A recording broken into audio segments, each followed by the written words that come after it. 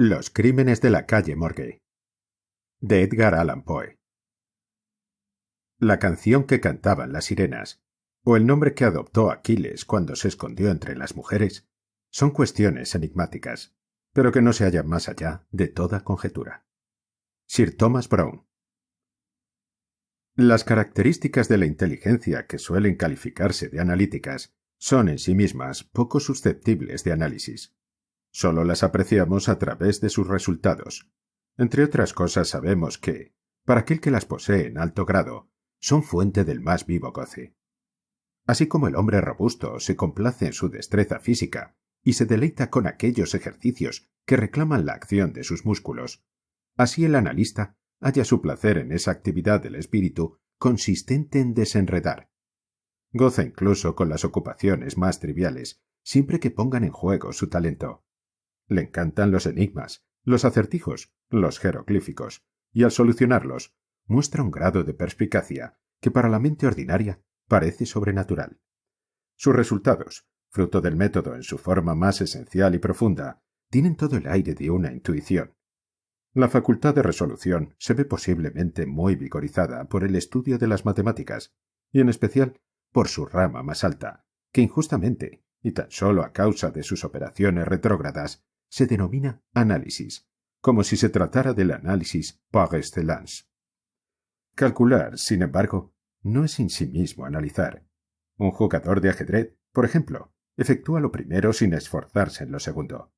De ahí se sigue que el ajedrez, por lo que concierne a sus efectos sobre la naturaleza de la inteligencia, es apreciado erróneamente. No he de escribir aquí un tratado, sino que me limito a prologar un relato un tanto singular, con algunas observaciones pasajeras. Aprovecharé por eso la oportunidad para afirmar que el máximo grado de la reflexión se ve puesto a prueba por el modesto juego de damas en forma más intensa y beneficiosa que por toda la estudiada frivolidad del ajedrez. En este último, donde las piezas tienen movimientos diferentes y singulares, con varios y variables valores, lo que sólo resulta complejo es equivocadamente confundido, error nada insólito, con lo profundo. Aquí se trata, sobre todo, de la atención. Si ésta cede un solo instante, se comete un descuido que da por resultado una pérdida o la derrota. Como los movimientos posibles no solo son múltiples sino intrincados, las posibilidades de descuido se multiplican, y en 9 casos de cada 10 triunfa el jugador concentrado y no el más penetrante. En las damas, por el contrario, donde hay un solo movimiento y las variaciones son mínimas, las probabilidades de inadvertencia disminuyen, lo cual deja un tanto de lado a la atención, y las ventajas obtenidas por cada uno de los adversarios provienen de una perspicacia superior. Para hablar menos abstractamente, supongamos una partida de damas en la que las piezas se reducen a 4 y donde, como es natural, no cabe esperar el menor descuido. Obvio resulta que, si los jugadores tienen fuerza pareja, solo puede decidir la victoria algún movimiento sutil, resultado de un penetrante esfuerzo intelectual.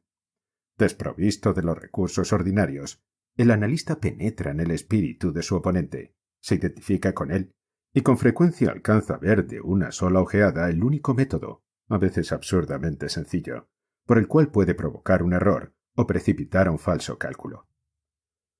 Hace mucho que se ha reparado en el whist, por su influencia sobre lo que da en llamarse la facultad del cálculo, y hombres del más excelso intelecto se han complacido en él de manera indescriptible, dejando de lado, por frívolo, al ajedrez. Sin duda alguna, nada existe en ese orden que ponga de tal modo a prueba la facultad analítica. El mejor ajedrecista de la cristiandad no puede ser otra cosa que el mejor ajedrecista, pero la eficiencia en el whist implica la capacidad para triunfar en todas aquellas empresas más importantes donde la mente se enfrenta con la mente.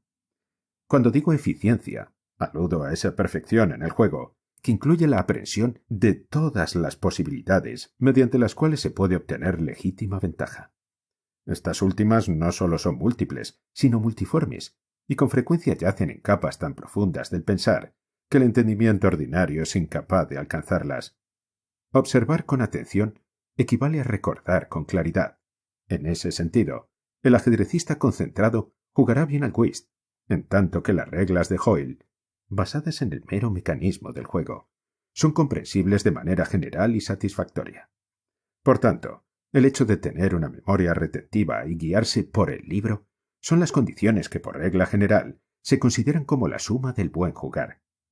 Pero la habilidad del analista se manifiesta en cuestiones que exceden los límites de las meras reglas.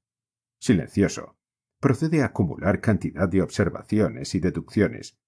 Quizás sus compañeros hacen lo mismo, y la mayor o menor proporción de informaciones así obtenidas no reside tanto en la validez de la deducción como en la calidad de la observación.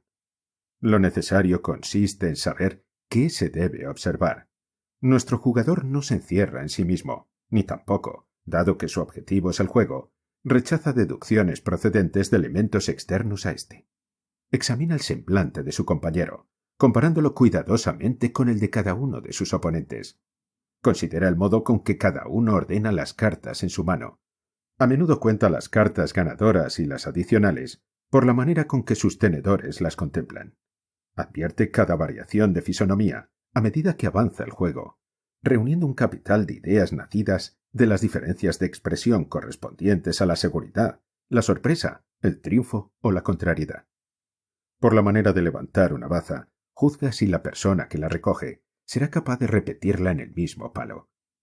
Reconoce la jugada fingida por la manera con que se arrojan las cartas sobre el tapete.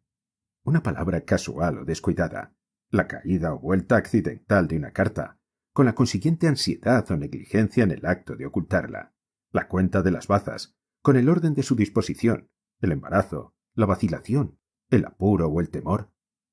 Todo ello proporciona a su percepción, aparentemente intuitiva, indicaciones sobre la realidad del juego. Jugadas 2 o 3 manos, conoce perfectamente las cartas de cada uno, y desde ese momento utiliza las propias con tanta precisión como si los otros jugadores hubieran dado vueltas a las suyas. El poder analítico no debe confundirse con el mero ingenio, ya que si el analista es por necesidad ingenioso, con frecuencia el hombre ingenioso se muestra notablemente incapaz de analizar. La facultad constructiva o combinatoria, por la cual se manifiesta habitualmente el ingenio, y a la que los frenólogos, erróneamente a mi juicio, han asignado un órgano aparte, considerándola una facultad primordial, ha sido observada con tanta frecuencia en personas cuyo intelecto lindaba con la idiotez, que ha provocado las observaciones de los estudiosos del carácter. Entre el ingenio y la aptitud analítica existe una diferencia mucho mayor que entre la fantasía y la imaginación, pero de naturaleza estrictamente análoga.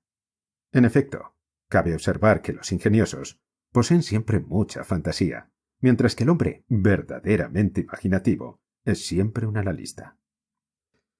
El relato siguiente representará para el lector algo así como un comentario de las afirmaciones que anteceden. Mientras residía en París, durante la primavera y parte del verano de 1800, me relacioné con un cierto C. Auguste Dupin. Este joven caballero procedía de una familia excelente y hasta ilustre, pero una serie de desdichadas circunstancias lo habían reducido a tal pobreza que la energía de su carácter sucumbió ante la desgracia, llevándolo a alejarse del mundo y a no preocuparse por recuperar su fortuna.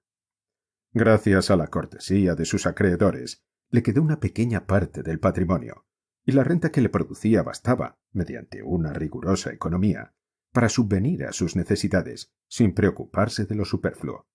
Los libros constituían su solo lujo, y en París es fácil procurárselos.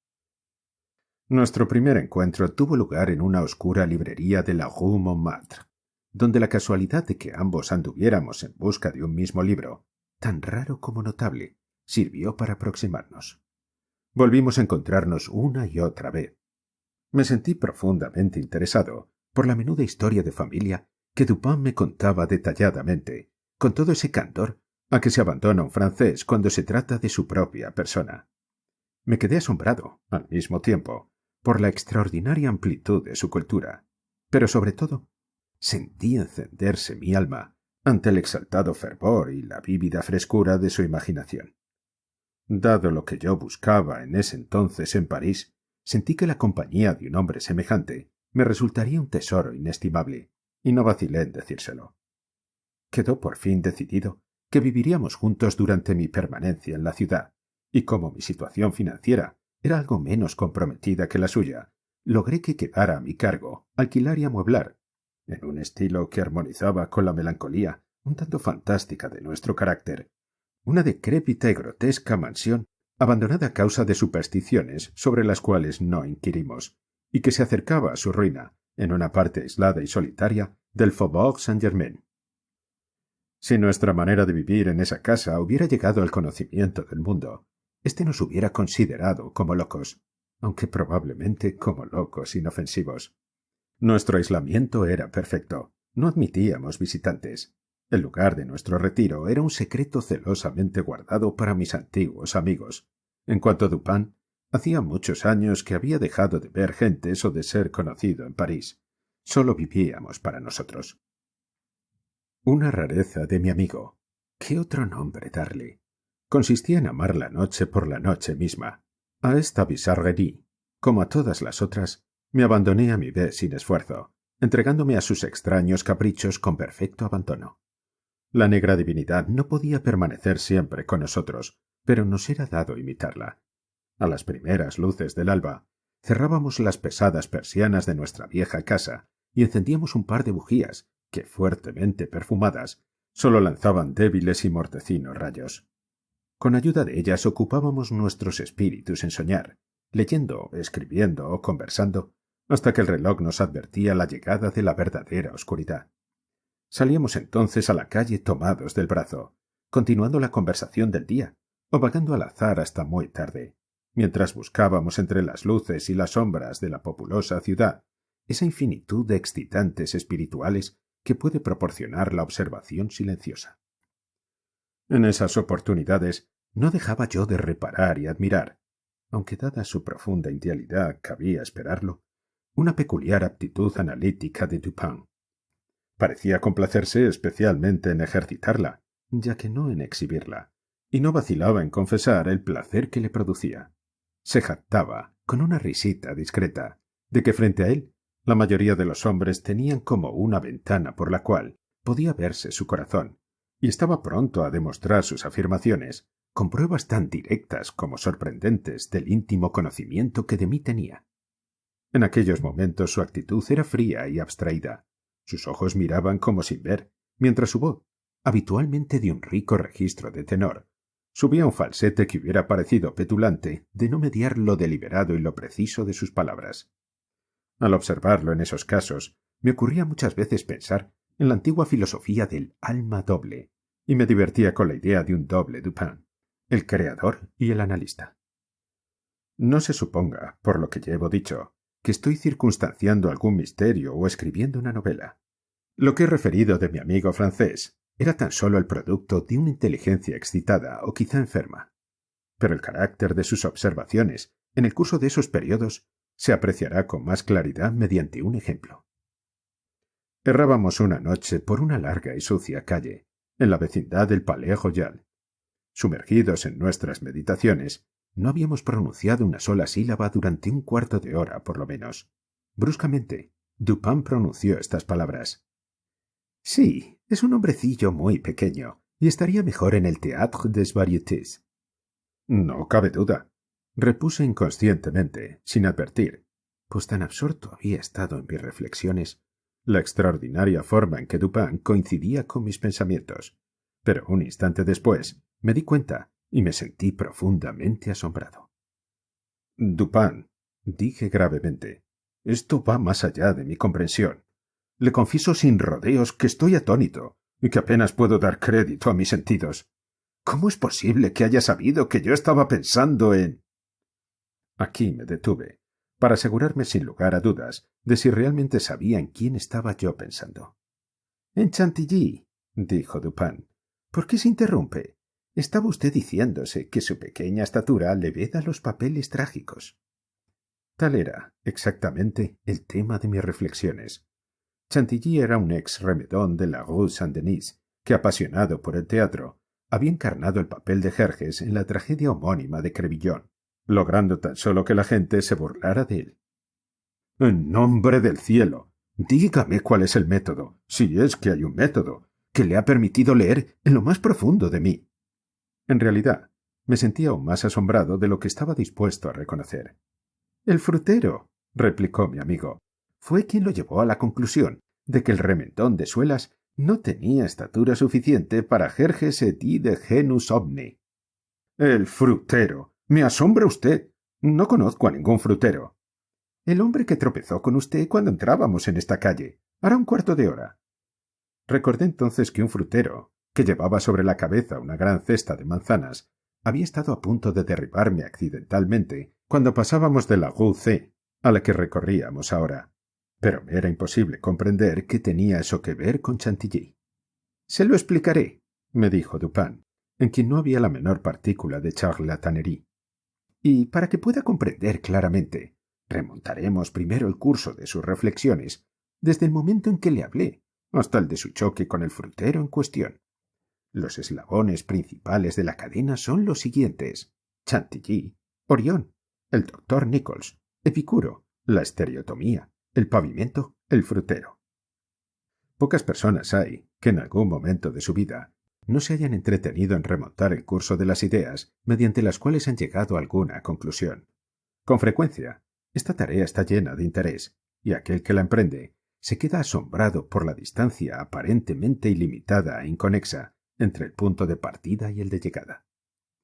¿Cuál habrá sido entonces mi asombro al oír las palabras que acababa de pronunciar Dupin y reconocer que correspondían a la verdad? «Si no me equivoco», continuó él, «habíamos estado hablando de caballos justamente al abandonar la Rue C. Este fue nuestro último tema de conversación. Cuando cruzábamos hacia esta calle, un frutero que traía una gran canasta en la cabeza pasó rápidamente a nuestro lado y le empaló a usted contra una pila de adoquines correspondiente a un pedazo de la calle en reparación. Usted pisó una de las piedras sueltas, resbaló, torciéndose ligeramente el tobillo. Mostró enojo o mal humor, murmuró algunas palabras, se volvió para mirar la pila de adoquines y siguió andando en silencio. Yo no estaba especialmente atento a sus actos, pero en los últimos tiempos la observación se ha convertido para mí en una necesidad. Mantuvo usted los ojos clavados en el suelo, observando con aire quisquilloso los agujeros y los surcos del pavimento, por lo cual comprendí que seguía pensando en las piedras, hasta que llegamos al pequeño pasaje llamado La Magdane, que con fines experimentales ha sido pavimentado con bloques ensamblados y remachados. Aquí su rostro se animó, y al notar que sus labios se movían, no tuve dudas de que murmuraba la palabra estereotomía, término que se ha aplicado pretenciosamente a esta clase de pavimento. Sabía que para usted sería imposible decir estereotomía sin verse llevado a pensar en átomos y pasar de ahí a las teorías de Epicuro. Ahora bien, cuando discutimos no hace mucho este tema, recuerdo haberle hecho notar de qué curiosa manera, por lo demás desconocida, las vagas conjeturas de aquel noble griego se han visto confirmadas en la reciente cosmogonía de las nebulosas. Comprendí, por tanto, que usted no dejaría de alzar los ojos hacia la gran nebulosa de Orión, y estaba seguro de que lo haría. Efectivamente, miró usted hacia lo alto, y me sentí seguro de haber seguido correctamente sus pasos hasta ese momento. Pero en la amarga crítica Chantilly, que apareció en el Musée de ayer, el escritor satírico hace algunas penosas alusiones al cambio de nombre del remendón antes de calzar los coturnos, y cita un verso latino, sobre el cual hemos hablado muchas veces. Me refiero al verso «Perditit antiquum litera prima sunum». Le dije a usted que se refería a Orión, que en un tiempo se escribió Urión, y dada cierta acritud que se mezcló en aquella discusión, estaba seguro de que usted no la habría olvidado. Era claro, pues, que no dejaría de combinar las dos ideas de Orión y Chantilly. Que así lo hizo, lo supe por la sonrisa que se pasó por sus labios. Pensaba usted en la inmolación del pobre zapatero. Hasta ese momento había caminado algo encorvado, pero de pronto le vi erguirse en toda su estatura. Me sentí seguro de que estaba pensando en la diminuta figura de Chantilly. Y en este punto interrumpí sus meditaciones para hacerle notar que, en efecto, el tal Chantilly era muy pequeño y que estaría mejor en el Théâtre des Variétés. Poco tiempo después de este episodio, leímos una edición nocturna de la Gazette des Tribunaux, cuando los siguientes párrafos atrajeron nuestra atención. Extraños asesinatos. Esta mañana, hacia las 3, los habitantes del Quartier Saint-Roch fueron arrancados de su sueño por los espantosos alaridos procedentes del cuarto piso de una casa situada en la Rue Morgue, ocupada por Madame L'Espanaye y su hija, Mademoiselle Camille L'Espanaye. Como fuera imposible lograr el acceso a la casa, después de perder algún tiempo, se forzó finalmente la puerta con una ganzúa y 8 o 10 vecinos penetraron en compañía de 2 gendarmes. Por ese entonces los gritos habían cesado, pero cuando el grupo remontaba el primer tramo de la escalera, se oyeron 2 o más voces que discutían violentamente y que parecían proceder de la parte superior de la casa. Al llegar al segundo piso, las voces callaron a su vez, reinando una profunda calma. Los vecinos se separaron y empezaron a recorrer las habitaciones una por una. Al llegar a una gran cámara situada en la parte posterior del cuarto piso, cuya puerta, cerrada por dentro con llave, debió ser forzada, se vieron en presencia de un espectáculo que les produjo tanto horror como estupefacción. El aposento se hallaba en el mayor desorden. Los muebles, rotos, habían sido lanzados en todas direcciones. El colchón del único lecho aparecía tirado en mitad del piso. Sobre una silla había una navaja manchada de sangre. Sobre la chimenea aparecían 2 o 3 largos y espesos mechones de cabello humano, igualmente empapados en sangre, y que daban la impresión de haber sido arrancados de raíz. Se encontraron en el piso 4 napoleones, un aro de topacio, 3 cucharas grandes de plata, 3 más pequeñas de metal d'Alger, y 2 sacos que contenían casi 4.000 francos en oro. Los cajones de una cómoda situada en un ángulo habían sido abiertos y aparentemente saqueados, aunque quedaban en ellos numerosas prendas. Descubrióse una pequeña caja fuerte de hierro debajo de la cama, y no del colchón. Estaba abierta y con la llave en la cerradura. No contenía nada, aparte de unas viejas cartas y papeles igualmente sin importancia. No se veía huella alguna de Madame L'Espanaye, pero al notarse la presencia de una insólita cantidad de hollín al pie de la chimenea, se procedió a registrarla, encontrándose, cosa horrible de describir, el cadáver de su hija, cabeza abajo, el cual había sido metido a la fuerza en la extraña abertura y considerablemente empujado hacia arriba. El cuerpo estaba aún caliente. Al examinarlo, se advirtieron en él numerosas excoriaciones, producidas, sin duda, por la violencia con que fuera introducido y por la que requirió arrancarlo de allí. Veíanse profundos arañazos en el rostro, y en la garganta aparecían contusiones negruzcas y profundas huellas de uñas, como si la víctima hubiera sido estrangulada. Luego de una cuidadosa búsqueda en cada porción de la casa, sin que apareciera nada nuevo, los vecinos se introdujeron en un pequeño patio pavimentado de la parte posterior del edificio y encontraron el cadáver de la anciana señora, la cual había sido degollada tan salvajemente que, al tratar de levantar el cuerpo, la cabeza se desprendió del tronco. Horribles mutilaciones aparecían en la cabeza y en el cuerpo, y este último apenas presentaba forma humana. Hasta el momento no se ha encontrado la menor clave que permita solucionar tan horrible misterio. La edición del día siguiente contenía los siguientes detalles adicionales. La tragedia de la Rue Morgue. Diversas personas han sido interrogadas con relación a este terrible y extraordinario suceso, pero nada ha trascendido que pueda arrojar alguna luz sobre él. Damos a continuación las declaraciones obtenidas. Pauline Dubourg, lavandera, manifiesta que conocía desde hacía 3 años a las 2 víctimas, de cuya ropa se ocupaba. La anciana y su hija parecían hallarse en buenos términos y se mostraban sumamente cariñosas entre sí. Pagaban muy bien. No sabía nada sobre su modo de vida y sus medios de subsistencia. Creía que Madame L, decía la Buenaventura, pasaba por tener dinero guardado. Nunca encontró a otras personas en la casa cuando iba a buscar la ropa o la devolvía. Estaba segura de que no tenía ningún criado o criada. Opinaba que en la casa no había ningún mueble, salvo en el cuarto piso. Pierre Moreau, vendedor de tabaco, declara que desde hace 4 años vendía regularmente pequeñas cantidades de tabaco y de rapé a Madame L'Espanaye. Nació en la vecindad y ha residido siempre en ella. La extinta y su hija ocupaban desde hacía más de 6 años la casa donde se encontraron los cadáveres. Anteriormente vivía en ella un joyero, que alquilaba las habitaciones superiores a diversas personas. La casa era de propiedad de Madame L., quien se sintió disgustada por los abusos que cometía su inquilino, y ocupó personalmente la casa, negándose a alquilar parte alguna. La anciana señora daba señales de senilidad. El testigo vio a su hija unas 5 o 6 veces durante esos 6 años. Ambas llevaban una vida muy retirada y pasaban por tener dinero. Había oído decir a los vecinos que Madame L. decía la buenaventura, pero no lo creía. Nunca vio entrar a nadie, salvo a la anciana y su hija, a un mozo de servicio que estuvo allí 1 o 2 veces y a un médico que hizo 8 o 10 visitas. Muchos otros vecinos han proporcionado testimonios coincidentes. No se ha hablado de nadie que frecuentara la casa. Se ignora si Madame L. y su hija tenían parientes vivos. Pocas veces se abrían las persianas de las ventanas delanteras.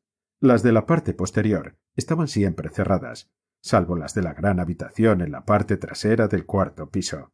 La casa se hallaba en excelente estado y no era muy antigua.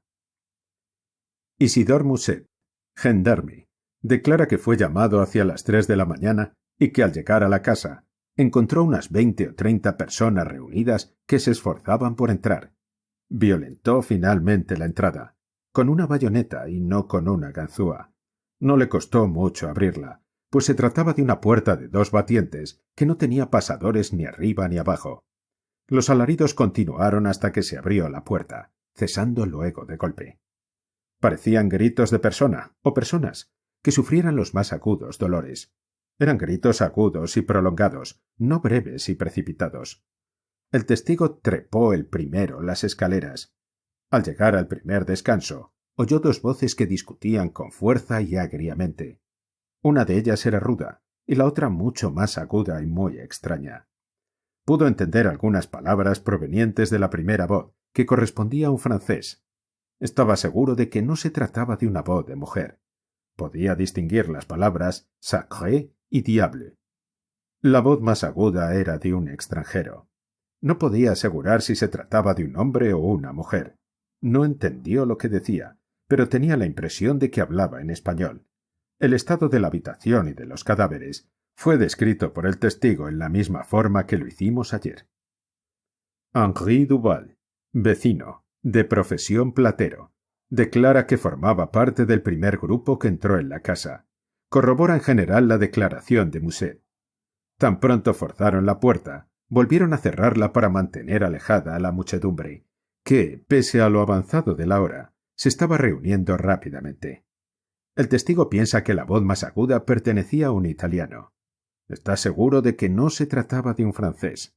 No puede asegurar que se tratara de una voz masculina. Pudo ser la de una mujer.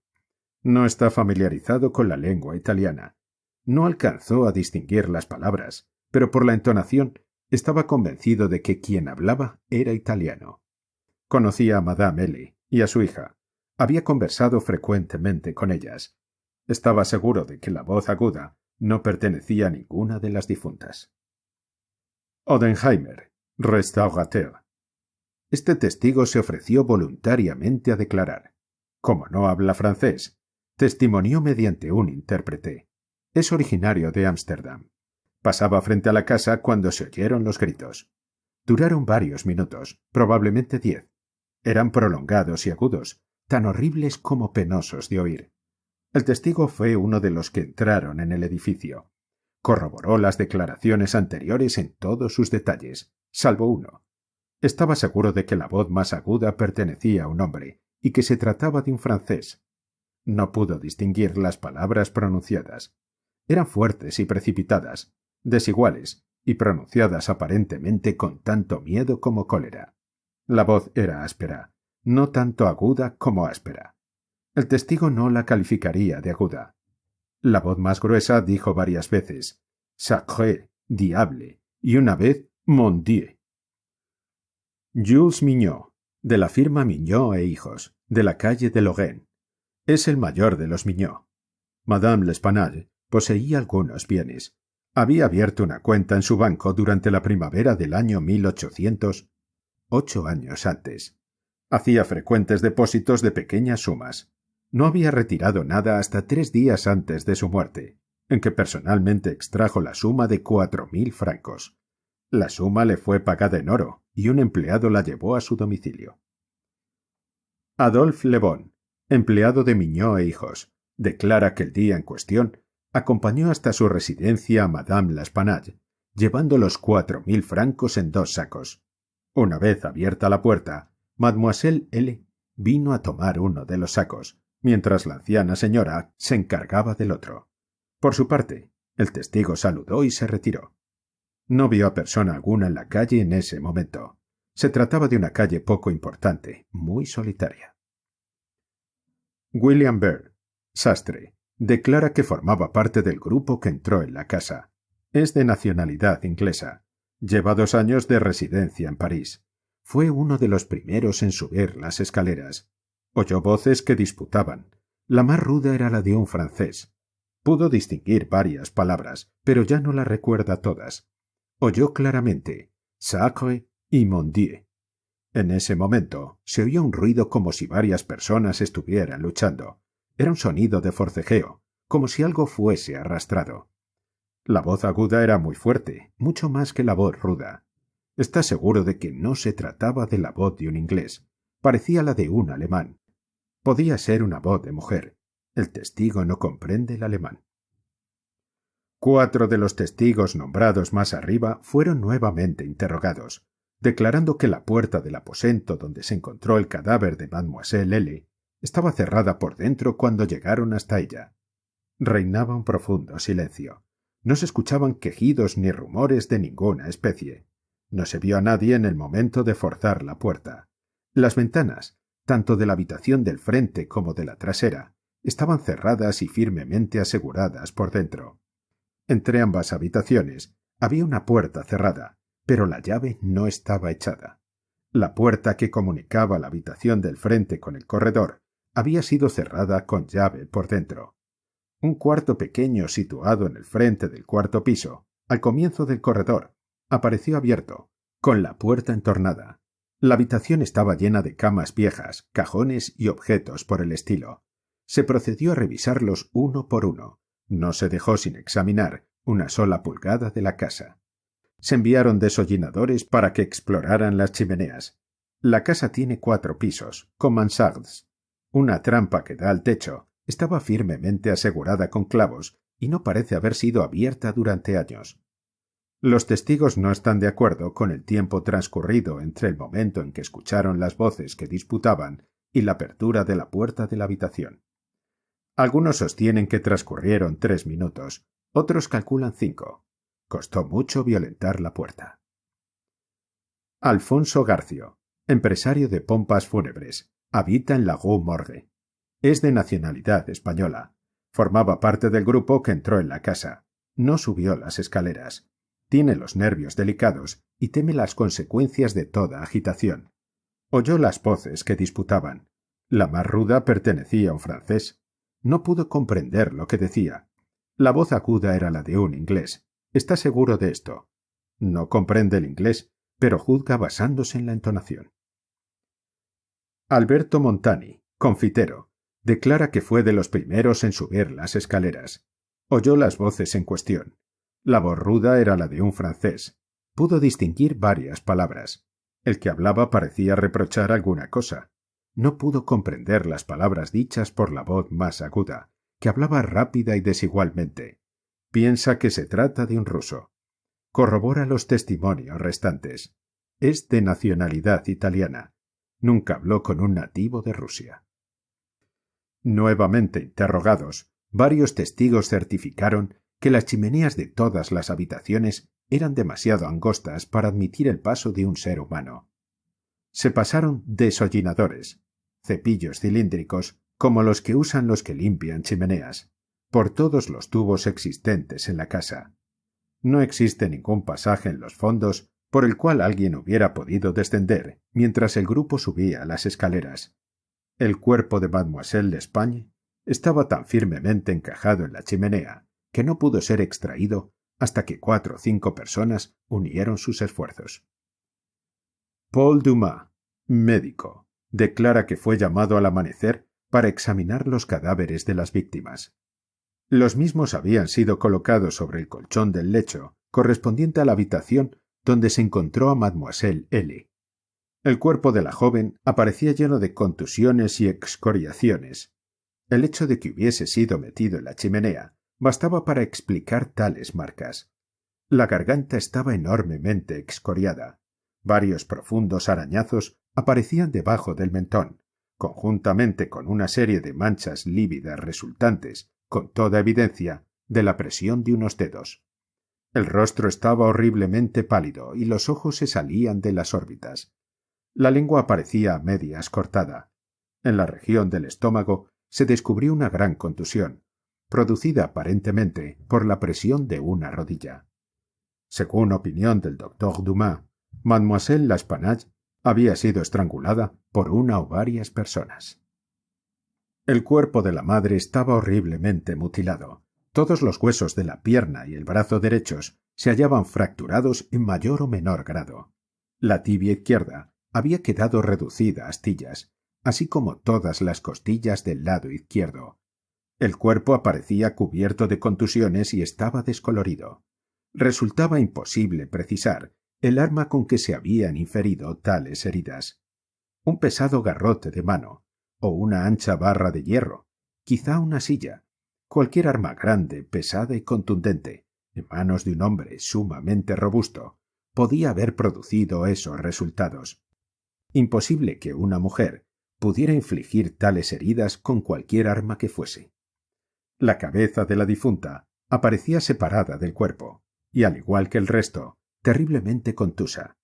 Era evidente que la garganta había sido seccionada con un instrumento muy afilado, probablemente una navaja. Alexandre Etienne, cirujano, fue llamado al mismo tiempo que el doctor Dumas para examinar los cuerpos. Confirmó el testimonio y las opiniones de este último. No se ha obtenido ningún otro dato de importancia, a pesar de haberse interrogado a varias personas. Jamás se ha cometido en París un asesinato tan misterioso y tan enigmático en sus detalles, si es que en realidad se trata de un asesinato. La policía está perpleja, lo cual no es frecuente en asuntos de esta naturaleza, pero resulta imposible hallar la más pequeña clave del misterio. La edición vespertina del diario declaraba que en el Quartier Saint-Roch reinaba una intensa excitación, que se había practicado un nuevo y minucioso examen del lugar del hecho, mientras interrogaba a nuevos testigos, pero que no se sabía nada nuevo. Un párrafo final agregaba, sin embargo, que un tal Adolphe Le Bon acababa de ser arrestado y encarcelado, aunque nadie parecía acusarlo, a juzgar por los hechos detallados. Dupin se mostraba singularmente interesado en el desarrollo del asunto, o por lo menos así me pareció por sus maneras, pues no hizo el menor comentario. Tan solo después de haberse anunciado el arresto de Le Bon, me pidió mi parecer acerca de los asesinatos. No pude sino sumarme al de todo París y declarar que los consideraba un misterio insoluble. No veía modo alguno de seguir el rastro al asesino. No debemos pensar en los modos posibles que surgen de una investigación tan rudimentaria, dijo Dupin. La policía parisiense, tan alabada por su penetración, es muy astuta, pero nada más. No procede con método, salvo el del momento. Toma muchas disposiciones ostentosas, pero con frecuencia éstas se hallan tan mal adaptadas a su objetivo que recuerdan a Monsieur Jourdain, que pedía sa robe de chambre pour mieux entendre la musique. Los resultados obtenidos son con frecuencia sorprendentes, pero en su mayoría se logran por simple diligencia y actividad. Cuando éstas son insuficientes, todos sus planes fracasan. Vidocq, por ejemplo, era hombre de excelentes conjeturas y perseverante, pero como su pensamiento carecía de suficiente educación, erraba continuamente por el excesivo ardor de sus investigaciones. Dañaba su visión por mirar el objeto desde demasiado cerca. Quizá alcanzaba a ver uno o dos puntos con singular acuidad, pero procediendo así, perdía el conjunto de la cuestión. En el fondo se trataba de un exceso de profundidad, y la verdad no siempre está dentro de un pozo. Por el contrario, creo que en lo que se refiere al conocimiento más importante, es invariablemente superficial. La profundidad corresponde a los valles, donde la buscamos, y no a las cimas montañosas, donde se la encuentra.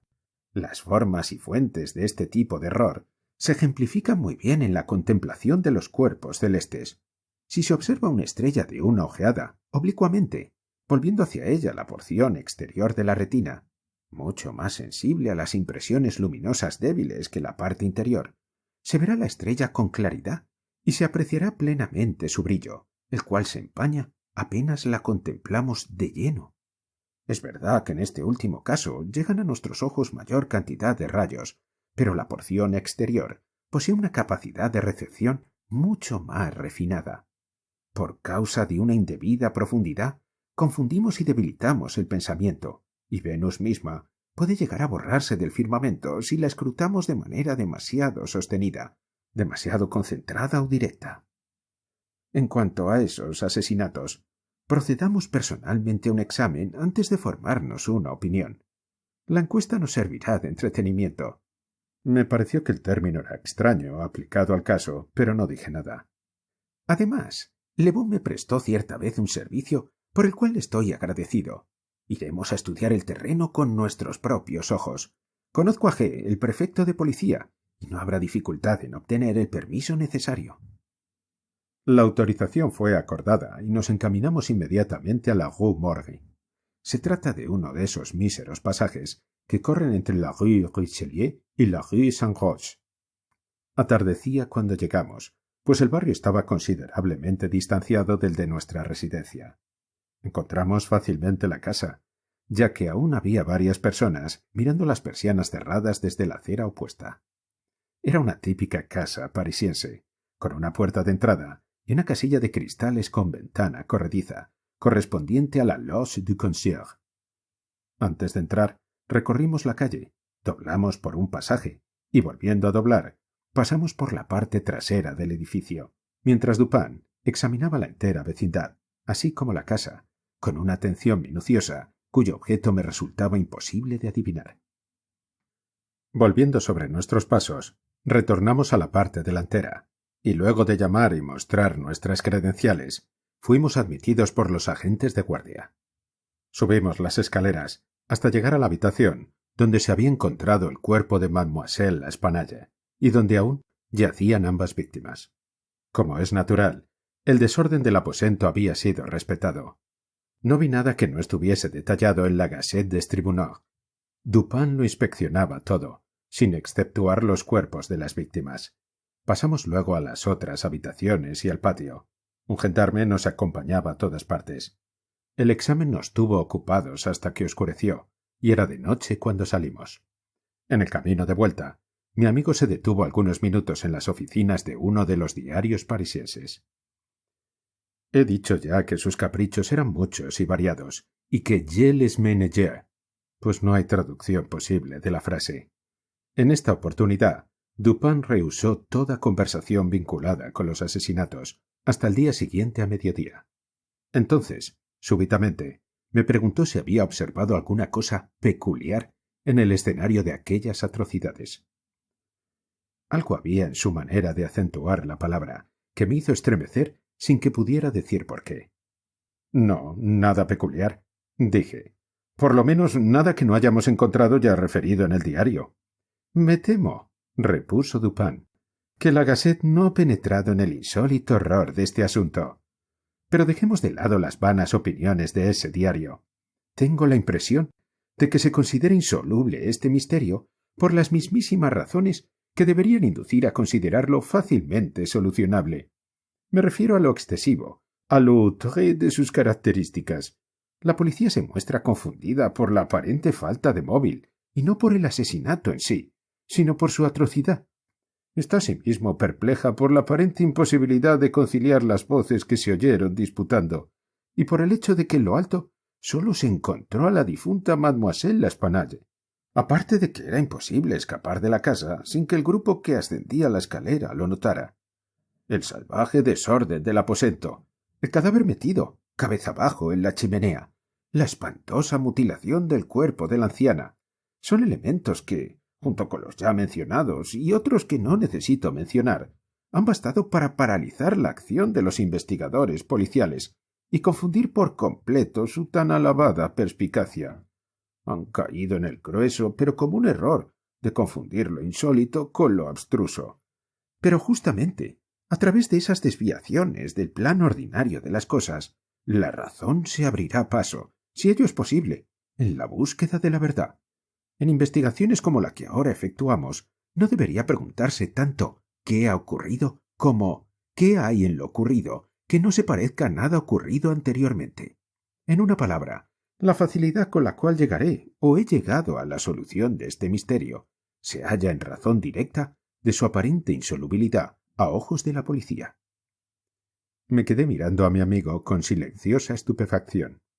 Estoy esperando ahora, continuó Dupin, mirando hacia la puerta de nuestra habitación, a alguien que, si bien no es el perpetrador de esas carnicerías, debe de haberse visto envuelto de alguna manera en su ejecución.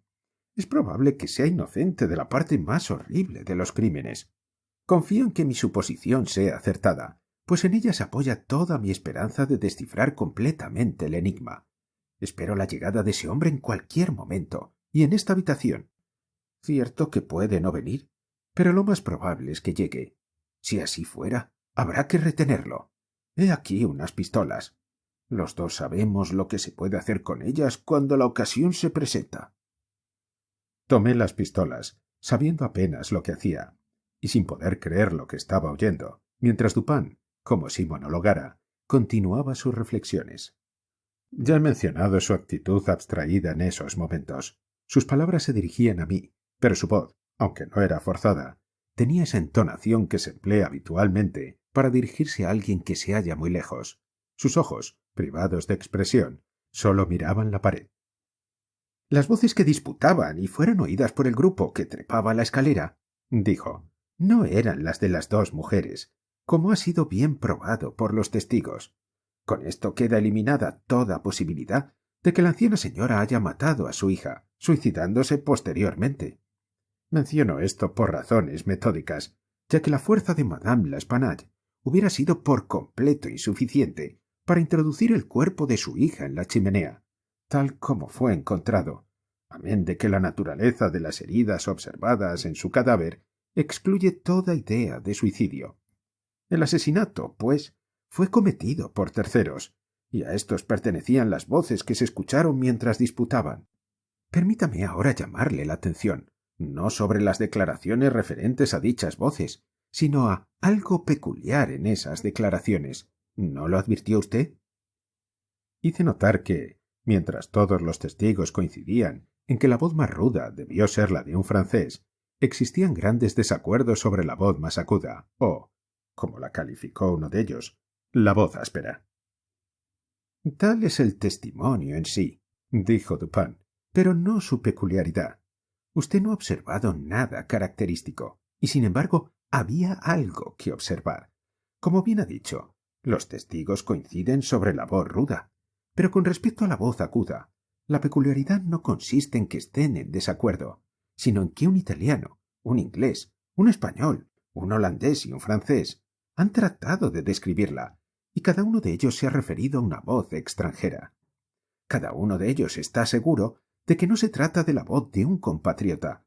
Cada uno la vincula, no a la voz de una persona perteneciente a una nación cuyo idioma conoce, sino a la inversa. El francés supone que es la voz de un español, y agrega que podría haber distinguido algunas palabras si hubiera sabido español. El holandés sostiene que se trata de un francés, pero nos enteramos de que, como no habla francés, testimonió mediante un intérprete. El inglés piensa que se trata de la voz de un alemán, pero el testigo no comprende el alemán. El español está seguro de que se trata de un inglés, pero juzga basándose en la entonación, ya que no comprende el inglés. El italiano cree que es la voz de un ruso, pero nunca habló con un nativo de Rusia. Un segundo testigo francés difiere del primero y está seguro de que se trata de la voz de un italiano. No está familiarizado con la lengua italiana, pero al igual que el español, está convencido por la entonación. Ahora bien, cuán extrañamente insólita tiene que haber sido esa voz para que pudieran reunirse semejantes testimonios. Una voz en cuyos tonos los ciudadanos de las 5 grandes divisiones de Europa no pudieran reconocer nada familiar. Me dirá usted que podía tratarse de la voz de un asiático o un africano. Ni unos ni otros abundan en París, pero sin negar esa posibilidad, me limitaría a llamarle la atención sobre 3 puntos. Un testigo califica la voz de áspera, más que aguda. Otros 2 señalan que era precipitada y desigual. Ninguno de los testigos se refirió a palabras reconocibles ni a sonidos que parecieran palabras. No sé, continuó Dupin, la impresión que pudo haber causado hasta ahora en su entendimiento, pero no vacilo en decir que cabe extraer deducciones legítimas de esta parte del testimonio, la que se refiere a las voces ruda y aguda, suficientes para crear una sospecha que debe orientar todos los pasos futuros de la investigación del misterio. Digo deducciones legítimas, sin expresar plenamente lo que pienso. Quiero dar a entender que las deducciones son las únicas que corresponden, y que la sospecha surge inevitablemente como resultado de las mismas. No le diré todavía cuál es esta sospecha, pero tenga presente que, por lo que a mí se refiere, bastó para dar forma definida y tendencia determinada a mis investigaciones en el lugar del hecho. Transportémonos ahora con la fantasía a esa habitación. ¿Qué buscaremos en primer lugar? Los medios de evasión empleados por los asesinos. Supongo que bien puedo decir que ninguno de los dos cree en acontecimientos sobrenaturales. Madame y Mademoiselle L'Espanaye no fueron asesinadas por espíritus. Los autores del hecho eran de carne y hueso, y escaparon por medios materiales. ¿Cómo, pues? Afortunadamente, solo hay una manera de razonar sobre este punto, y esa manera debe conducirnos a una conclusión definida. Examinemos uno por uno los posibles medios de escape. Resulta evidente que los asesinos se hallaban en el cuarto donde se encontró a Mademoiselle L'Espanaye, o por lo menos en la pieza contigua, en momentos en que el grupo subía las escaleras. Vale decir que debemos buscar las salidas en esos 2 aposentos. La policía ha levantado los pisos, los techos y la mampostería de las paredes en todas direcciones. Ninguna salida secreta pudo escapar a sus observaciones. Pero como no me fío de sus ojos, miré el lugar con los míos. Evidentemente, no había salidas secretas. Las 2 puertas que comunican las habitaciones con el corredor estaban bien cerradas, con las llaves por dentro. Veamos ahora las chimeneas. Aunque de diámetro ordinario, en los primeros 8 o 10 pies por encima de los hogares, los tubos no permitirían más arriba el paso del cuerpo de un gato grande. Quedando así establecida la total imposibilidad de escape por las vías mencionadas, nos vemos reducidos a las ventanas. Nadie podría haber huido por la del cuarto delantero, ya que la muchedumbre reunida lo hubiese visto. Los asesinos tienen que haber pasado, pues, por la de la pieza trasera. Llevados a esta conclusión de manera tan inequívoca, no nos corresponde, en nuestra calidad de razonadores, rechazarla por su aparente imposibilidad. Lo único que cabe hacer es probar que esas aparentes imposibilidades no son tales en realidad. Hay 2 ventanas en el aposento. Contra una de ellas no hay ningún mueble que la obstruya y es claramente visible. La porción inferior de la otra queda oculta por la cabecera del pesado lecho, que ha sido arrimado a ella. La primera ventana pareció firmemente asegurada desde dentro. Resistió los más violentos esfuerzos de quienes trataron de levantarla.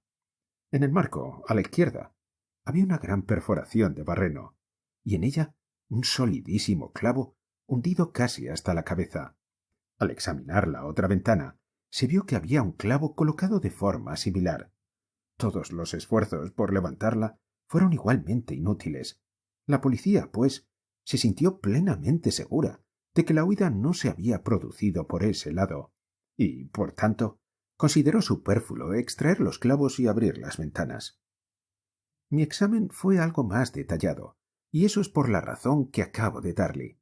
Allí era el caso de probar que todas las aparentes imposibilidades no eran tales en realidad. Seguí razonando en la siguiente forma, a posteriori. Los asesinos escaparon desde una de esas ventanas. Por tanto, no pudieron asegurar nuevamente los marcos desde el interior, tal como fueron encontrados. Consideración que, dado lo obvio de su carácter, interrumpió la búsqueda de la policía en ese terreno. Los marcos estaban asegurados. Es necesario, pues, que tengan una manera de asegurarse por sí mismos. La conclusión no admitía escapatoria. Me acerqué a la ventana que tenía libre acceso, extraje con alguna dificultad el clavo y traté de levantar el marco. Tal como lo había anticipado, resistió a todos mis esfuerzos. Comprendí entonces que debía de haber algún resorte oculto, y la corroboración de esta idea me convenció de que, por lo menos, mis premisas eran correctas, aunque el detalle referente a los clavos continuara siendo misterioso. Un examen detallado no tardó en revelarme el resorte secreto. Lo oprimí y, satisfecho de mi descubrimiento, me abstuve de levantar el marco. Volví a poner el clavo en su sitio y lo observé atentamente. Una persona que escapa por la ventana podía haberlo cerrado nuevamente y el resorte habría asegurado el marco. Pero, ¿cómo reponer el clavo? La conclusión era evidente y estrechaba una vez más el campo de mis investigaciones. Los asesinos tenían que haber escapado por la otra ventana. Suponiendo, pues, que los resortes fueran idénticos en las dos ventanas, como parecía probable, necesariamente tenía que haber una diferencia entre los clavos, o por lo menos en su manera de estar colocados. Trepando al armazón de la cama, miré minuciosamente el marco de sostén de la segunda ventana. Pasé la mano por la parte posterior, descubriendo enseguida el resorte que, tal como había supuesto, era idéntico a su vecino. Miré luego el clavo. Era tan sólido como el otro, y aparentemente estaba fijo de la misma manera y hundido casi hasta la cabeza.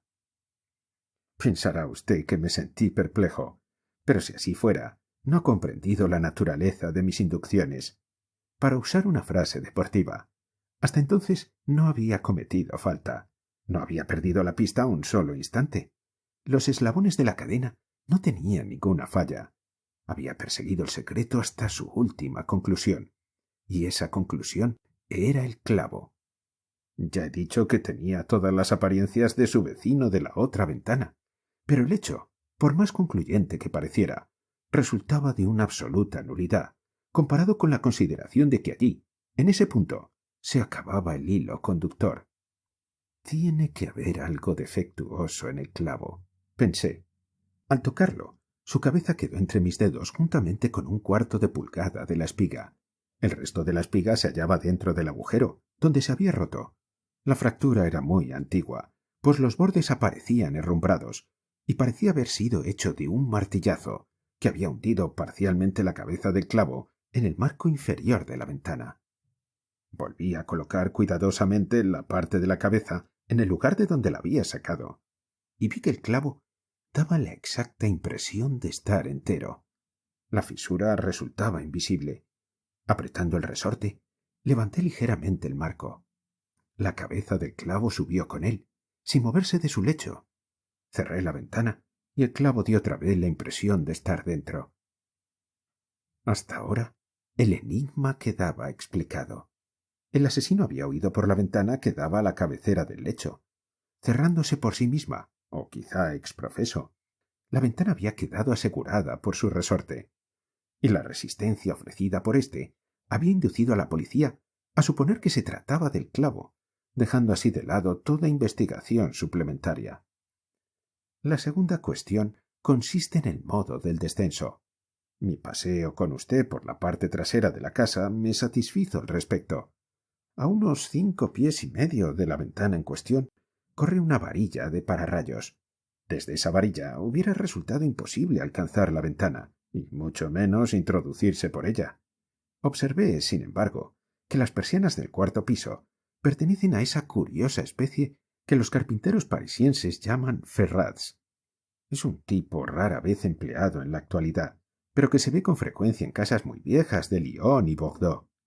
Se las fabrica como una puerta ordinaria, de una sola hoja y no de doble batiente, con la diferencia de que la parte inferior tiene celosías o tablillas que ofrecen excelente asidero para las manos. En este caso las persianas alcanzan un ancho de 3 pies y medio. Cuando las vimos desde la parte posterior de la casa, ambas estaban entornadas, es decir, en ángulo recto con relación a la pared. Es probable que también los policías hayan examinado los fondos del edificio, pero si así lo hicieron, Miraron las Ferrats en el ángulo indicado, sin darse cuenta de su gran anchura. Por lo menos no la tomaron en cuenta.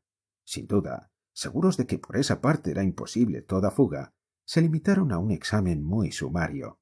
Para mí, sin embargo, era claro que si se abría del todo la persiana correspondiente a la ventana situada sobre el lecho, su borde quedaría a unos 2 pies de la varilla del pararrayos. También era evidente que, desplegando tanta agilidad como coraje, se podía llegar hasta la ventana trepando por la varilla, estirándose hasta una distancia de 2 pies y medio. Ya que suponemos la persiana enteramente abierta, un ladrón habría podido sujetarse firmemente de las tablillas de la celosía. Abandonando entonces su sostén en la varilla, afirmando los pies en la pared y lanzándose vigorosamente hacia adelante, habría podido hacer girar la persiana hasta que se cerrara. Si suponemos que la ventana estaba abierta en este momento, habría logrado entrar así en la habitación. Le pido que tenga especialmente en cuenta que me refiero a un insólito grado de vigor, capaz de llevar a cabo una hazaña tan azarosa y difícil. Mi intención consiste en demostrarle, primeramente, que el hecho pudo ser llevado a cabo, pero en segundo lugar, y muy especialmente, insisto en llamar su atención sobre el carácter extraordinario, casi sobrenatural, de ese vigor capaz de cosa semejante. Usando términos judiciales, usted me dirá sin duda que para redondear mi caso debería subestimar y no poner de tal modo en evidencia la agilidad que se requiere para dicha proeza. Pero la práctica de los tribunales no es la de la razón. Mi objetivo final es tan solo la verdad, y mi propósito inmediato consiste en inducirlo a que yuxtaponga la insólita agilidad que he mencionado a esa voz tan extrañamente aguda, o áspera, y desigual, sobre cuya nacionalidad no pudieron ponerse de acuerdo los testigos, y en cuyos acentos no se logró distinguir ningún vocablo articulado. Al oír estas palabras, pasó por mi mente una vaga e informe concepción de lo que quería significar Dupin. Me pareció estar a punto de entender, pero sin llegar a la comprensión, así como a veces nos hallamos a punto de recordar algo que finalmente no se concreta. Pero mi amigo seguía hablando. «Habrá notado usted», dijo, «que he pasado de la cuestión de la salida de la casa a la del modo de entrar en ella. Era mi intención mostrar que ambas cosas se cumplieron en la misma forma y en el mismo lugar. Volvamos ahora al interior del cuarto y examinemos lo que allí aparece. Se ha dicho que los cajones de la cómoda habían sido saqueados, aunque quedaron en ellos numerosas prendas. Esta conclusión es absurda. No pasa de una simple conjetura, bastante tonta por lo demás. ¿Cómo podemos asegurar que las ropas halladas en los cajones no eran las que éstos contenían habitualmente? Madame L'Espanaye y su hija llevaban una vida muy retirada, no veían a nadie, salían raras veces, y pocas ocasiones se les presentaban de cambiar de tocado. Lo que se encontró en los cajones era de tan buena calidad como cualquiera de los efectos que poseían las damas. Si un ladrón se llevó una parte, ¿por qué no tomó lo mejor? ¿Por qué no se llevó todo? En una palabra, ¿por qué abandonó 4.000 francos en oro para cargarse con un hato de ropa? El oro fue abandonado. La suma mencionada por Monsieur Mignot, el banquero, apareció en su casi totalidad en los sacos tirados por el suelo. Le pido, por tanto, que descarte de sus pensamientos la desatinada idea de un móvil, nacida en el cerebro de los policías por esa parte del testimonio que se refiere al dinero entregado en la puerta de la casa. Coincidencias 10 veces más notables que esta, la entrega del dinero y el asesinato de sus poseedores 3 días más tarde, ocurren a cada hora en nuestras vidas sin que nos preocupemos por ellas. En general, las coincidencias son grandes obstáculos en el camino de esos pensadores que todo le ignoran en la teoría de las probabilidades, esa teoría a la cual los objetivos más eminentes de la investigación humana deben los más altos ejemplos. En esta instancia, si el oro hubiera sido robado, el hecho de que la suma hubiese sido entregada 3 días antes habría constituido algo más que una coincidencia. Antes bien, hubiera corroborado la noción de un móvil. Pero dadas las verdaderas circunstancias del caso, si hemos de suponer que el oro era el móvil del crimen, tenemos entonces que admitir que su perpetrador era lo bastante indeciso y lo bastante estúpido como para olvidar el oro y el móvil al mismo tiempo.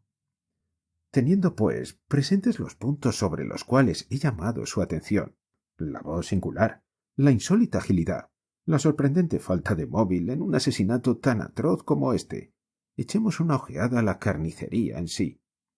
Estamos ante una mujer estrangulada por la presión de unas manos e introducida en el cañón de la chimenea con la cabeza hacia abajo.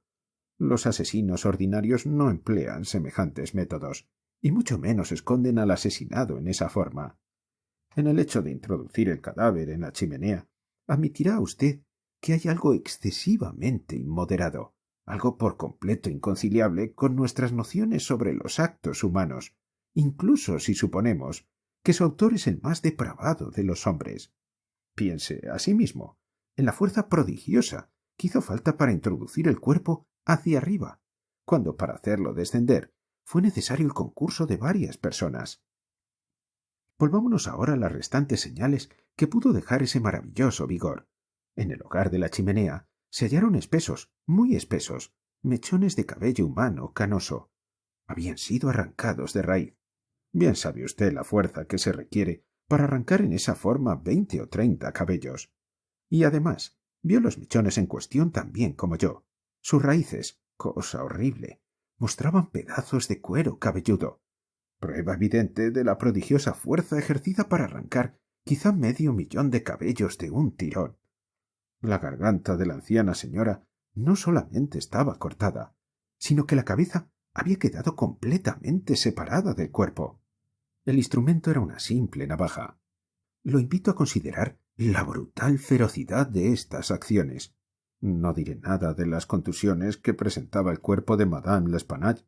Monsieur Dumas y su valioso ayudante, Monsieur Etienne, han decidido que fueron producidas por un instrumento contundente, y hasta ahí la opinión de dichos caballeros es muy correcta. El instrumento contundente fue evidentemente el pavimento de piedra del patio, sobre el cual cayó la víctima desde la ventana que da sobre la cama. Por simple que sea, esto escapó a la policía por la misma razón que se les escapó el ancho de las persianas. Frente a la presencia de clavos, se quedaron ciegos ante la posibilidad de que las ventanas hubieran sido abiertas alguna vez. Si ahora, en adición a estas cosas, ha reflexionado usted adecuadamente sobre el extraño desorden del aposento, hemos llegado al punto de poder combinar las nociones de una asombrosa agilidad, una fuerza sobrehumana, una ferocidad brutal, una carnicería sin motivo, una grotesquerie en el horror por completo ajeno a lo humano, y una voz de tono extranjero para los oídos de hombres de distintas nacionalidades y privada de todo silabeo inteligible. ¿Qué resultado obtenemos? ¿Qué impresión ha producido en su imaginación? Al escuchar las preguntas de Dupin, sentí que un estremecimiento recorría mi cuerpo. Un maníaco es el autor del crimen, dije. Un loco furioso escapado de alguna maison de santé de la vecindad. En cierto sentido, dijo Dupin, su idea no es inaplicable. Pero aun en sus más salvajes paroxismos, las voces de los locos jamás coinciden con esa extraña voz escuchada en lo alto. Los locos pertenecen a alguna nación, y por más incoherentes que sean sus palabras, tienen, sin embargo, la coherencia del silabeo. Además, el cabello de un loco no es como el que ahora tengo en la mano. Arranqué este pequeño mechón de entre los dedos rígidamente apretados de Madame L'Espanaye. ¿Puede decirme qué piensa de ellos? Dupin, este cabello es absolutamente extraordinario. No es cabello humano. Grité, trastornado por completo. No he dicho que lo fuera, repuso mi amigo. Pero antes de que resolvamos este punto, le ruego que mire el bosquejo que he trazado en este papel. Es un facsímil de lo que en una parte de las declaraciones de los testigos se describió como contusiones negruzcas y profundas huellas de uñas en la garganta de Mademoiselle L'Espanaye, y en otra, declaración de los señores Dumas y Etienne, como una serie de manchas lívidas que, evidentemente, resultaban de la presión de unos dedos. Notará usted, continuó mi amigo mientras desplegaba el papel, que este diseño indica una presión firme y fija. No hay señal alguna de deslizamiento. Cada dedo mantuvo, probablemente hasta la muerte de la víctima, su terrible presión en el sitio donde se hundió primero. Le ruego ahora que trate de colocar todos sus dedos a la vez en las respectivas impresiones, tal como aparecen en el dibujo. Lo intenté sin el menor resultado. Quizá no estemos procediendo debidamente, dijo Dupin. El papel es una superficie plana, mientras que la garganta humana es cilíndrica. He aquí un rodillo de madera, cuya circunferencia es aproximadamente la de una garganta. Envuélvala con el dibujo y repita el experimento. Así lo hice, pero las dificultades eran aún mayores. Esta marca, dije, no es la de una mano humana. Lea ahora, replicó Dupin, este pasaje de Cuvier. Era una minuciosa descripción anatómica y descriptiva del gran orangután leonado de las islas de la India Oriental. La gigantesca estatura, la prodigiosa fuerza y agilidad, la terrible ferocidad y las tendencias imitativas de estos mamíferos son bien conocidas. Instantáneamente comprendí todo el horror del asesinato. La descripción de los dedos, dije al terminar la lectura, concuerda exactamente con este dibujo. Solo un orangután, entre todos los animales existentes, es capaz de producir las marcas que aparecen en su diseño. Y el mechón de pelo coincide en un todo con el pelaje de la bestia descrita por Cuvier. De todas maneras, no alcanzo a comprender los detalles de este aterrador misterio. Además, se escucharon dos voces que disputaban, y una de ellas era, sin duda, la de un francés. Cierto, y recordará usted que, casi unánimemente, los testigos declararon haber oído decir a esa voz las palabras «Mon Dieu». Dadas las circunstancias, uno de los testigos, Montani, el confitero, acertó al sostener que la exclamación tenía un tono de reproche o reconvención. Sobre estas dos palabras, pues, he apoyado todas mis esperanzas de una solución total del enigma. Un francés estuvo al tanto del asesinato. Es posible, e incluso muy probable, que fuera inocente de toda participación en el sangriento episodio. El orangután pudo habérsele escapado. Quizá siguió sus huellas hasta la habitación, pero dadas las terribles circunstancias que se sucedieron, le fue imposible capturarlo otra vez. El animal anda todavía suelto. No continuaré con estas conjeturas, pues no tengo derecho a darles otro nombre, ya que las sombras de reflexión que les sirven de base poseen apenas suficiente profundidad para ser alcanzadas por mi intelecto, y no pretenderé mostrarlas con claridad a la inteligencia de otra persona. Las llamaremos conjeturas, pues, y nos referiremos a ellas como tales.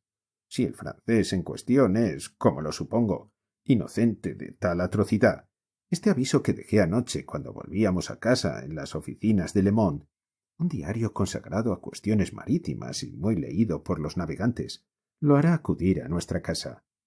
Me alcanzó un papel donde leí: «Capturado. En el Bois de Boulogne, en la mañana del asesinato. Se ha capturado un gran orangután leonado de la especie de Borneo. Su dueño, de quien se sabe que es un marinero perteneciente a un barco maltés, puede reclamarlo, previa identificación satisfactoria y pago de los gastos resultantes de su captura y cuidado. Presentarse al número calle Faubourg Saint-Germain, tercer piso». «Pero, ¿cómo es posible?», pregunté, «que sepa usted que el hombre es un marinero y que pertenece a un barco maltés». «No lo sé», dijo Dupin, «y no estoy seguro de ello. Pero he aquí un trocito de cinta que, a juzgar por su forma y su grasienta condición, debió de ser usado para atar el pelo en una de esas largas queues de que tan orgullosos se muestran los marineros. Además, el nudo pertenece a esa clase que pocas personas son capaces de hacer, salvo los marinos, y es característico de los malteses. Encontré esta cinta al pie de la varilla del pararrayos. Imposible que perteneciera a una de las víctimas. De todos modos, si me equivoco al deducir de la cinta que el francés era un marinero perteneciente a un barco maltés, no he causado ningún daño al estamparlo en el aviso. Si me equivoco, el hombre pensará que me he confundido por alguna razón que no se tomará el trabajo de averiguar. Pero si estoy en lo cierto, hay mucho ganado. Conocedor, aunque inocente de los asesinatos, el francés vacilará, como es natural, antes de responder el aviso y reclamar el orangután. He aquí cómo razonará. Soy inocente y pobre. Mi orangután es muy valioso y para un hombre como yo representa una verdadera fortuna. ¿Por qué perderlo a causa de una tonta aprensión? Está ahí a mi alcance. Lo han encontrado en el Bois de Boulogne, a mucha distancia de la escena del crimen. ¿Cómo podría sospechar alguien que ese animal es el culpable? La policía está desorientada y no ha podido encontrar la más pequeña huella.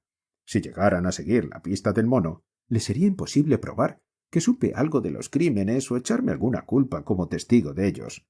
Además, soy conocido. El redactor del aviso me designa como dueño del animal. Ignoro hasta dónde llega su conocimiento. Si renuncio a reclamar algo de tanto valor, que se sabe de mi pertenencia, las sospechas recaerán, por lo menos, sobre el animal. Contestaré al aviso, recobraré el orangután y lo tendré encerrado hasta que no se hable más del asunto. En ese momento oímos pasos en la escalera. «Prepare las pistolas», dijo Dupin, «pero no las use ni las exhiba hasta que le haga una seña». La puerta de entrada de la casa había quedado abierta y el visitante había entrado sin llamar, subiendo algunos peldaños de la escalera. Pero de pronto pareció vacilar y lo oímos bajar. Dupin corría ya a la puerta cuando advertimos que volvía a subir. Esta vez no vaciló, sino que, luego de trepar decididamente la escalera, golpeó en nuestra puerta. «¡Adelante!», dijo Dupin con voz cordial y alegre. El hombre que entró era, con toda evidencia, un marino, alto, robusto y musculoso, con un semblante en el que cierta expresión audaz no resultaba desagradable. Su rostro, muy atezado, aparecía en gran parte oculto por las patillas y los bigotes. Traía consigo un grueso bastón de roble, pero al parecer esa era su única arma. Inclinóse torpemente, dándonos las buenas noches en francés. A pesar de un cierto acento suizo de Neufchâtel, se veía que era de origen parisiense. «Siéntese usted, amigo mío», dijo Dupin. «Supongo que viene en busca del orangután. Palabra, se lo envidio un poco. Es un magnífico animal, que presumo debe de tener gran valor. ¿Qué edad le calculará usted?»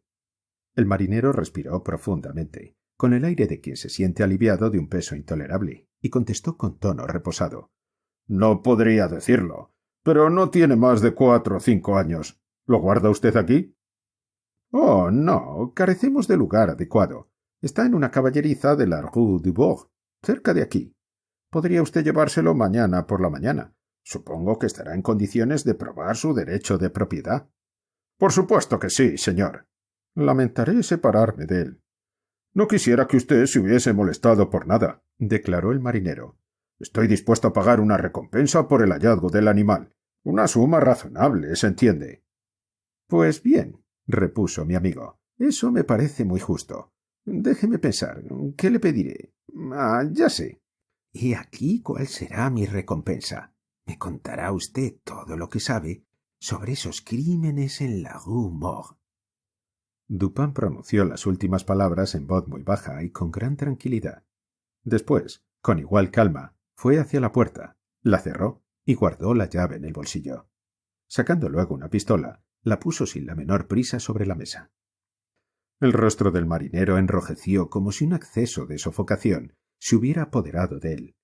Levantándose, aferró su bastón, pero un segundo después se dejó caer de nuevo en el asiento, temblando violentamente y pálido como la muerte. No dijo una palabra. Lo compadecí desde lo más profundo de mi corazón. «Amigo mío, se está usted alarmando sin necesidad», dijo cordialmente Dupin. «Le aseguro que no tenemos intención de causarle el menor daño. Lejos de nosotros querer perjudicarlo. Le doy mi palabra de caballero y de francés. Estoy perfectamente enterado de que es usted inocente de las atrocidades de la Rue Morgue. Pero sería inútil negar que, en cierto modo, se haya implicado en ellas. Fundándose en lo que le he dicho, supondrá que poseo medios de información sobre este asunto, medios que le sería imposible imaginar. El caso se plantea de la siguiente manera. Usted no ha cometido nada que no debiera haber cometido, nada que lo haga culpable. Ni siquiera se le puede acusar de robo, cosa que pudo llevar a cabo impunemente. No tiene nada que ocultar, ni razón para hacerlo. Por otra parte, el honor más elemental lo obliga a confesar todo lo que sabe. Hay un hombre inocente en la cárcel, acusado de un crimen cuyo perpetrador puede usted denunciar. Mientras Dupin pronunciaba estas palabras, el marinero había recobrado en buena parte su compostura, aunque su aire decidido del comienzo habíase desvanecido por completo. «Dios venga en mi ayuda», dijo después de una pausa. «Sí, le diré todo lo que sé sobre este asunto, aunque no espero que crea ni la mitad de lo que voy a contarle.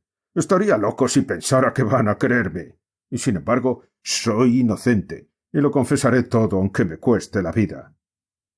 En sustancia, lo que nos dijo fue lo siguiente. Poco tiempo atrás, había hecho un viaje al archipiélago índico. Un grupo del que formaba parte desembarcó en Borneo y penetró en el interior, a fin de hacer una excursión placentera. Entre él y un compañero capturaron al orangután. Como su compañero falleciera, quedó dueño único del animal. Después de considerables dificultades, ocasionadas por la indomable ferocidad de su cautivo durante el viaje de vuelta, logró finalmente encerrarlo en su casa de París, donde, para aislarlo de la incómoda curiosidad de sus vecinos, lo mantenía cuidadosamente recluido, mientras el animal curaba de una herida en la pata que se había hecho con una astilla a bordo del buque. Una vez curado, el marinero estaba dispuesto a venderlo. Una noche, o más bien una madrugada, en que volvía de una pequeña juerga de marineros, nuestro hombre se encontró con que el orangután había penetrado en su dormitorio, luego de escaparse de la habitación contigua, donde su captor había creído tenerlo sólidamente encerrado. Navaja en mano y embadurnado de jabón, habíase sentado frente a un espejo y trataba de afeitarse, tal como, sin duda, había visto hacer a su amo espiándolo por el ojo de la cerradura.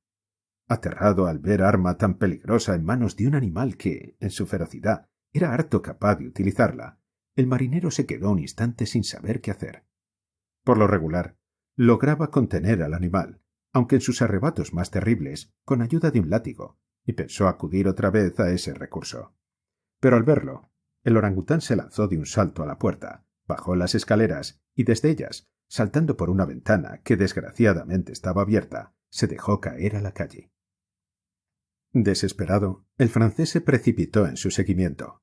Navaja en mano, el mono se detenía para mirar y hacer muecas a su perseguidor, dejándolo acercarse casi hasta su lado. Entonces echaba a correr otra vez. Siguió así la caza durante largo tiempo. Las calles estaban profundamente tranquilas, pues eran casi las 3 de la madrugada. Al atravesar el pasaje de los fondos de la Rue Morgue, la atención del fugitivo se vio atraída por la luz que salía de la ventana abierta del aposento de Madame L'Espanaye, en el 4º piso de su casa. Precipitándose hacia el edificio, descubrió la varilla del pararrayos, trepó por ella con inconcebible agilidad, aferró la persiana que se hallaba completamente abierta y pegada a la pared, y en esta forma se lanzó hacia adelante hasta caer sobre la cabecera de la cama. Todo esto había ocurrido en menos de un minuto. Al saltar en la habitación, las patas del orangután rechazaron nuevamente la persiana, la cual quedó abierta. El marinero, a todo esto, se sentía tranquilo y preocupado al mismo tiempo. Renacían sus esperanzas de volver a capturar a la bestia, ya que le sería difícil escapar de la trampa en que acababa de meterse, salvo que bajara otra vez por el pararrayos, ocasión en que sería posible atraparlo. Por otra parte, se sentía ansioso al pensar en lo que podría estar haciendo en la casa. Esta última reflexión indujo al hombre a seguir al fugitivo. Para un marinero no hay dificultad en trepar por una varilla de pararrayos. Pero, cuando hubo llegado a la altura de la ventana, que quedaba muy alejada a su izquierda, no pudo seguir adelante. Lo más que alcanzó fue a echarse a un lado para observar el interior del aposento. Apenas hubo mirado, estuvo a punto de caer a causa del horror que lo sobrecogió. Fue en ese momento cuando empezaron los espantosos alaridos que arrancaron de su sueño a los vecinos de la Rue Morgue. Madame L'Espanaye y su hija, vestidas con sus camisones de dormir, habían estado aparentemente ocupadas en arreglar algunos papeles en la caja fuerte ya mencionada, la cual había sido corrida al centro del cuarto. Hallábase abierta y a su lado, en el suelo, los papeles que contenía. Las víctimas debían de haber estado sentadas dando la espalda a la ventana, y a juzgar por el tiempo transcurrido entre la entrada de la bestia y los gritos, parecía probable que en un primer momento no hubieran advertido su presencia. El golpear de la persiana pudo ser atribuido por ellas al viento.